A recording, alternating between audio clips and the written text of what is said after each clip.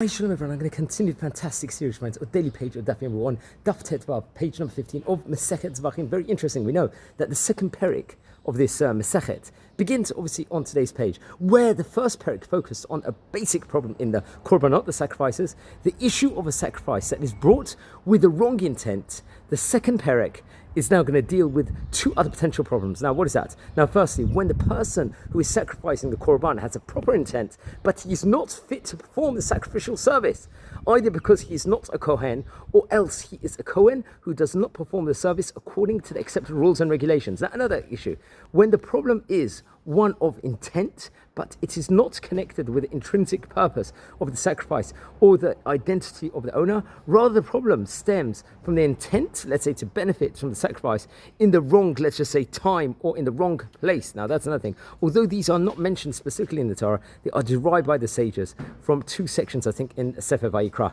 respectively, which we've learned about, I think, in Parshat Tzav, if I'm not mistaken. Now, the first Mishnah teaches that if a Kabbalat Hadam, a collection of blood of the sacrifice, was done by someone other than the appointed priest, i.e. it was performed by someone who was not a Kohen, or even by a Kohen who was unfit for performing the sacrificial service of any of a variety of reasons, the sacrifice would be invalid.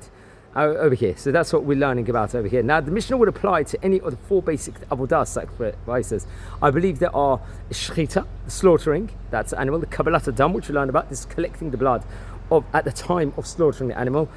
Also the Halicha, this is something else, carrying the blood to the altar, and Zirkat Adam, throwing the blood. Now, we can also learn that the Mishnah specifically mentions that law applies to a case where, let's say, the Kabbalat Hadam, accepting the blood, was done improperly.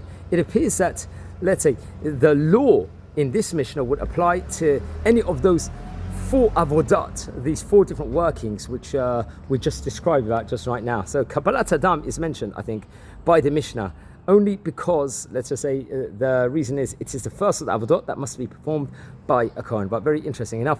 Now, I'd like to use these notes from Robert Adin Steinsaltz, from the excellent notes of the Koren Gemara. Sadly, I believe his wife passed away this week, so do a lot of Torah learning, Lilu Nishmat, and wishing you a fantastic day. Take care, and watch a daily clip every single day.